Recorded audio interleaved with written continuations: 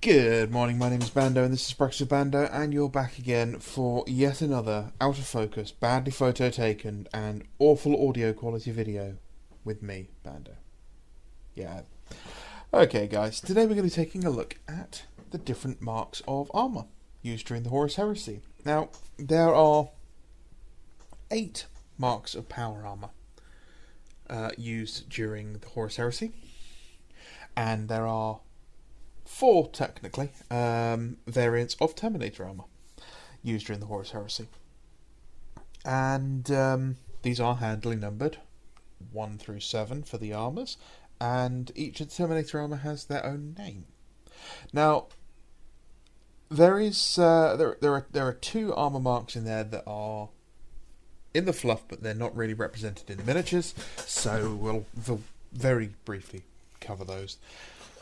And those are the Imperial pattern armour, which is a prototype version of what we know as Mark 6.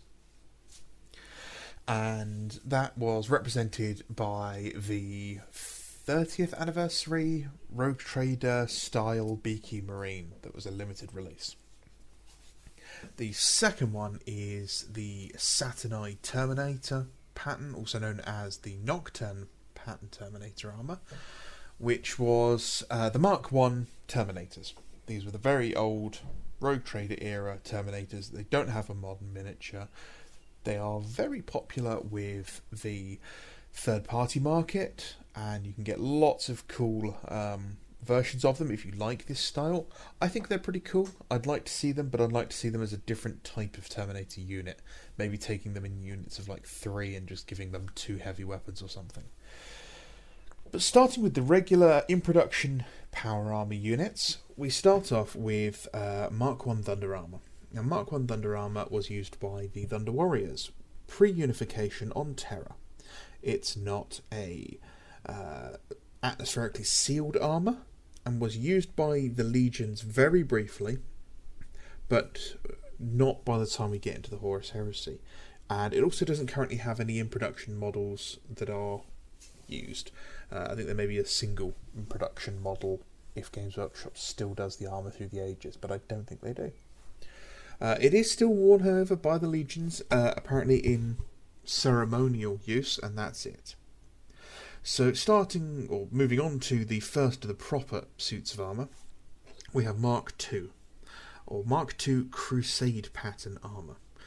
Crusade pattern armour came in 2 variants, and these 2 variants were the first fully sealed, atmospherically defending armour used by the Legions as they headed out into the solar system and then eventually out of the solar system onto the Great Crusade.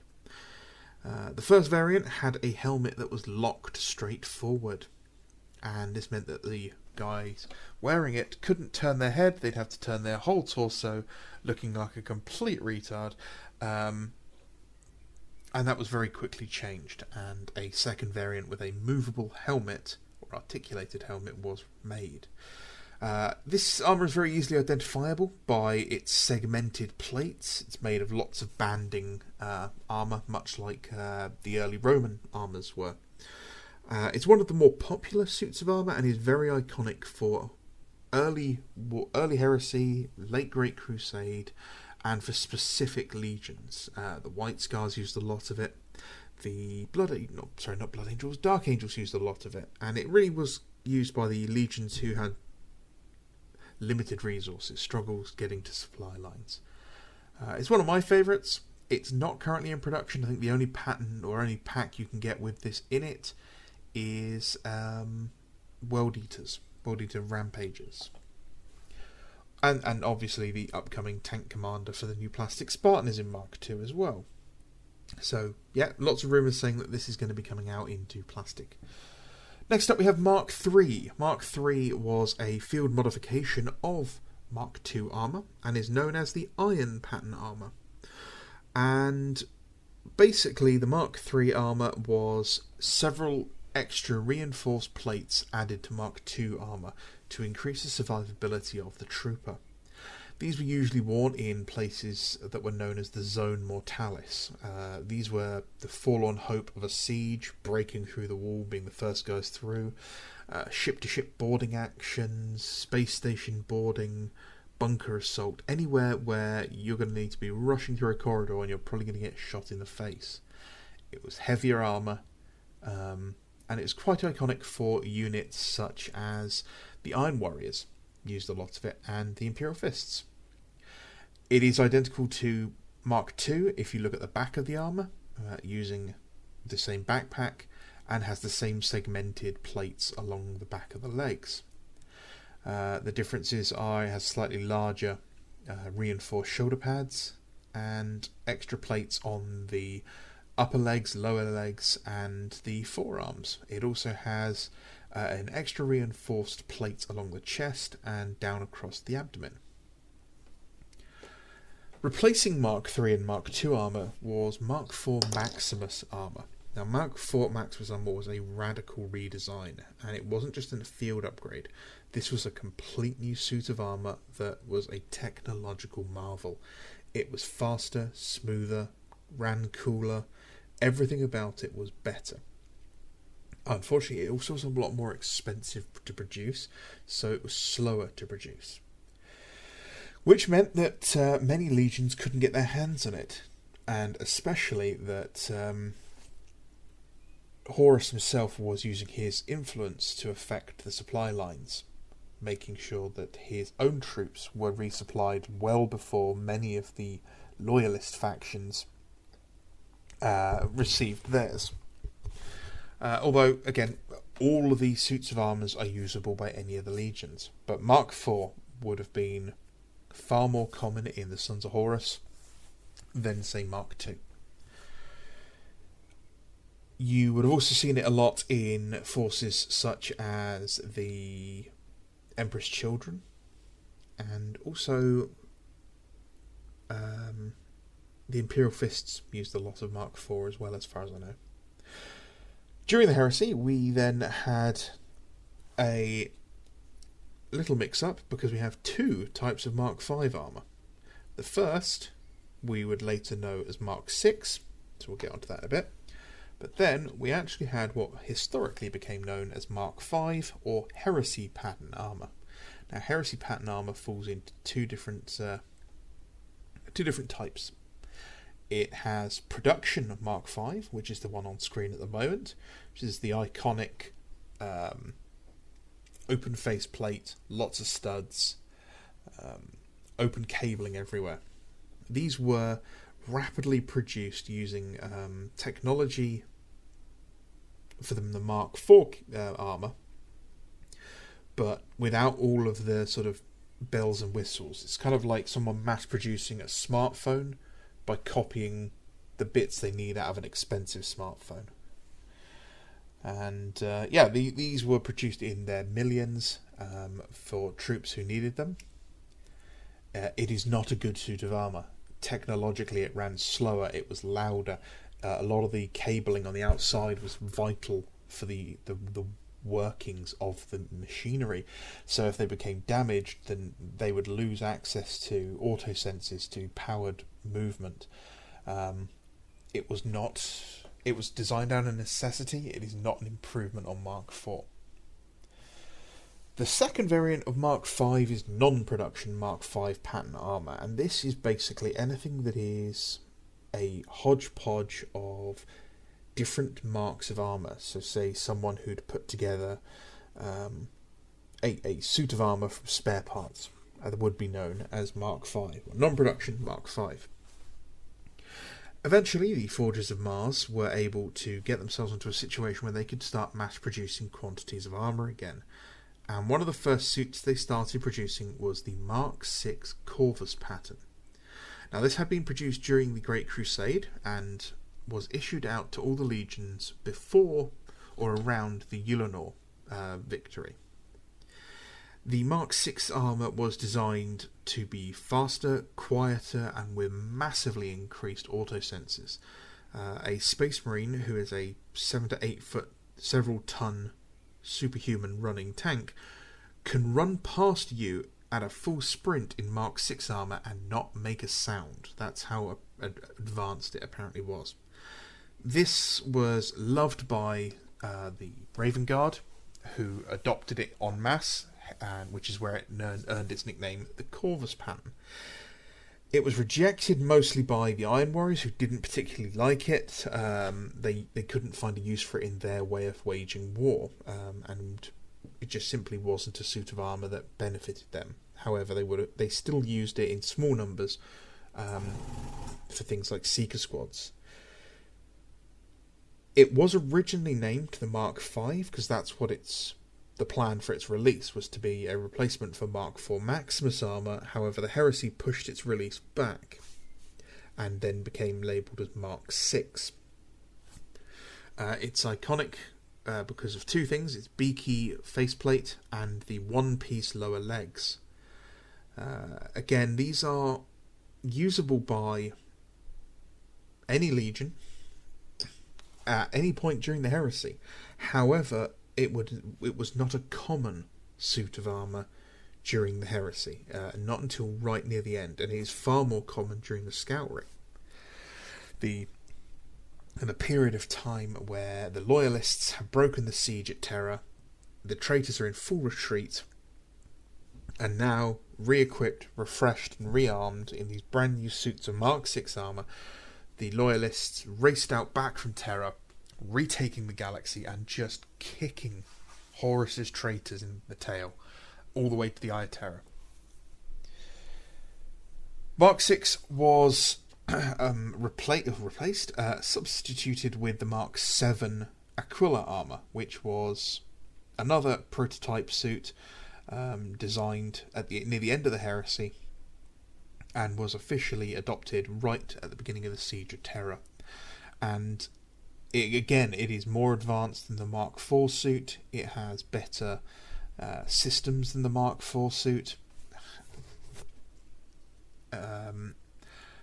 Not the same as Mark VI. Mark VI has better qualities in other areas, but the Mark VII is an improvement. A lot of people get that mistake. They think everything's worse and worse, but actually a lot of the technology was still getting better at this time. It is recognised by the rounded knee pads, by usually having an Aquila or an Imperialis winged skull on the chest. Back in 1st and 2nd edition, they also used to get some with a great big jewel right in the middle, which I think is a fantastic look. And the iconic open faceplate Vox emitter on the helmet. This was the iconic Space Marine for 30 years or so, and has only recently been replaced with the Mark X Tacticus Primaris Marine. The Mark VII is usable by mostly only 3 legions, and for a period of time right at the end of the Heresy during the Siege of Terra. That is the White Scars, the Imperial Fists, and the Blood Angels. Theoretically, the Sons of Horus could have used it, as they did capture Mars and had access to it all, but thematically it would look wrong. I'm sure people would complain. It looks better on Imperial Fists for that defense of the palace. It's quite an iconic look for them. Right, moving on to Terminator armour, or Tactical Dreadnought armour.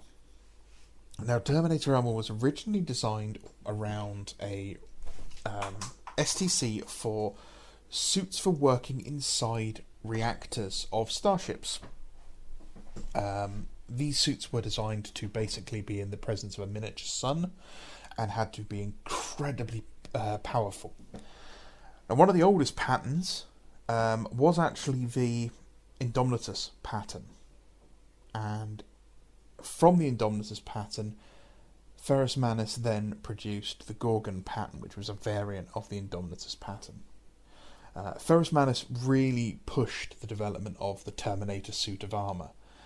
He knew the value of it. He could see why troops wearing it would be so useful on the battlefield, and his work led to the development of things like the Cataphracti plate. Now, again, these are usable by anybody. at any point during the Heresy because they were around, but their most iconic use was during the Siege of Terror by the Imperial Fists.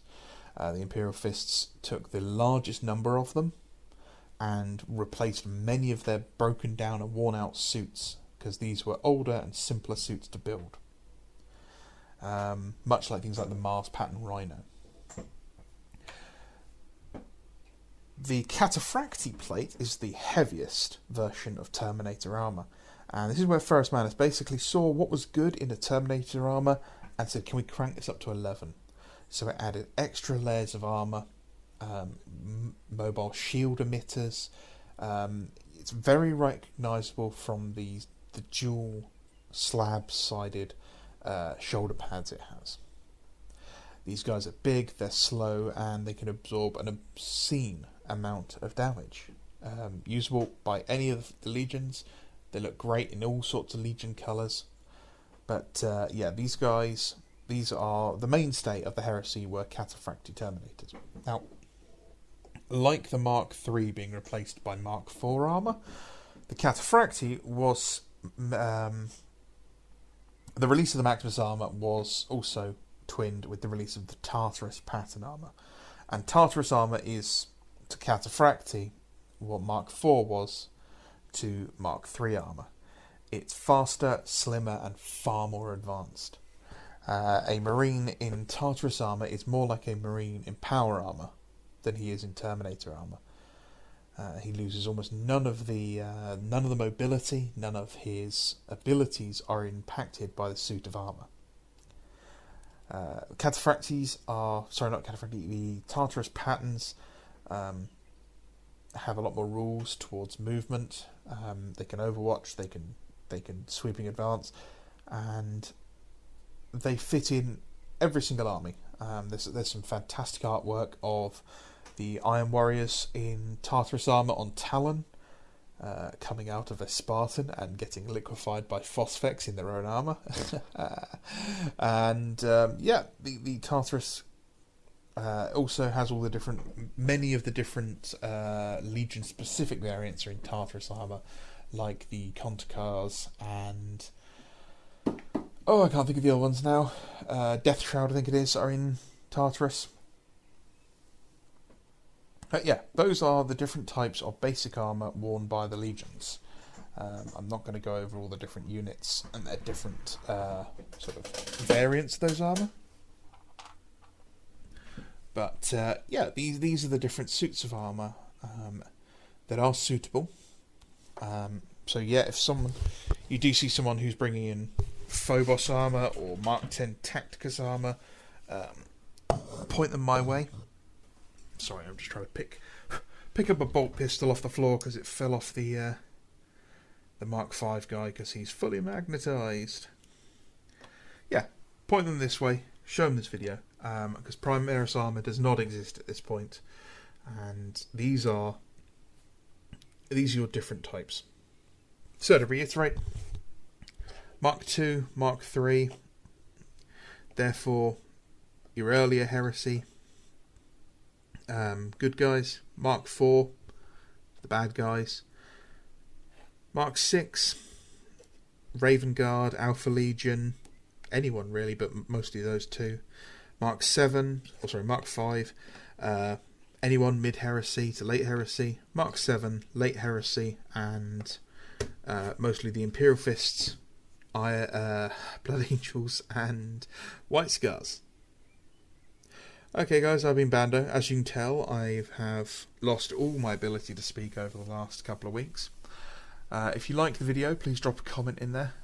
Let me know what you like about it, what you want me to talk about. If you have a subject that you would like me to cover, or if you followed me on Instagram and you would like me to talk about anything I've posted there, just drop it into a comment and I'll be happy to get on that for you. Right, have a great day, enjoy the rest of your week. My name's Bando and this has been Breakfast with Bando.